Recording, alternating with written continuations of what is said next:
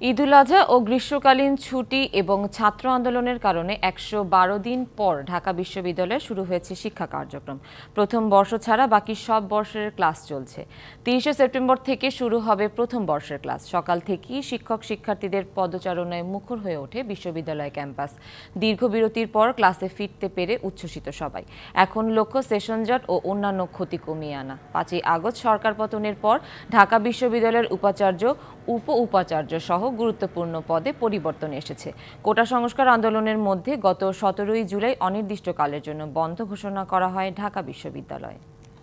ঈদুল আজহা, গ্রীষ্মকালীন ছুটি ও ছাত্র আন্দোলনের কারণে ১১২ দিন বন্ধ থাকার পর আজ থেকে ফের ক্লাস শুরু করেছে ঢাকা বিশ্ববিদ্যালয়।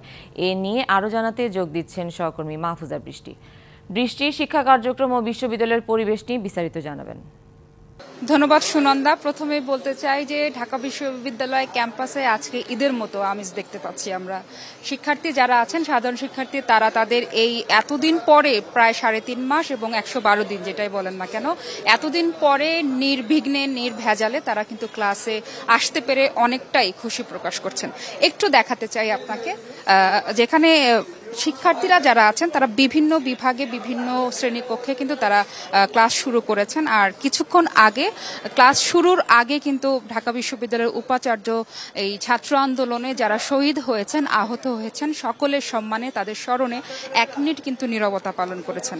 ইলাস্টোমের ইমার্শন থাকায় দেয়াল থাকে ড্যাম প্রুফ, ফাঙ্গাল মুক্ত। Rainbow Paints, the colour of joy. আমরা জানি যে দীর্ঘ ৩.৫ মাস যাবৎ শুধুমাত্র যে কোটা আন্দোলনকে কেন্দ্র করে ক্লাস বন্ধ ছিল তা নয়। আপনারা জানেন ২ জুলাই থেকে কিন্তু যে প্রত্যয় স্কিম বাতিলের দাবিতে কিন্তু শিক্ষক সমিতি কিন্তু ক্লাস বর্জনের হুঁশিয়ারি দিয়েছিলেন এবং বর্জনও করেছেন। তাদের প্রত্যয় স্কিম বাতিলের যে দাবি ছিল তা পূরণ না হওয়া পর্যন্ত ক্লাস বর্জন রাখা হয়েছিল। এরই মধ্যে শুরু হয়ে গিয়েছিল কিন্তু কোটা আন্দোলন। লাস্ট কিন্তু সবকিছু মিলে ১৭ জুলাই থেকে বিশ্ববিদ্যালয় ক্লাস একেবারে বন্ধ করে দেওয়া হয়। সেই জায়গা থেকে কিন্তু এখানে আজকে সবাই মিলে এসেছে। আমরা দেখতে পাচ্ছি যে বিভিন্ন শিক্ষার্থীদের তাদের উচ্ছ্বাসের কমতি নেই। এতদিন পরে সহপাঠীদেরকে কাছে পেয়ে কেউ জন্মদিন পালন করছেন, কেউ বা না বলা কথাগুলো শেয়ার করছেন। বিভিন্নভাবেই কিন্তু তারা খুবই খুশি। এবং রাজনীতির যে বিষয়টা একটু দর্শকদেরকে বলতে চাই, শিক্ষার্থী যতজনের সাথে কথা হচ্ছে প্রত্যেকের একটাই দাবি, রাজনীতিমুক্ত ক্যাম্পাস গড়ে তোলা হোক।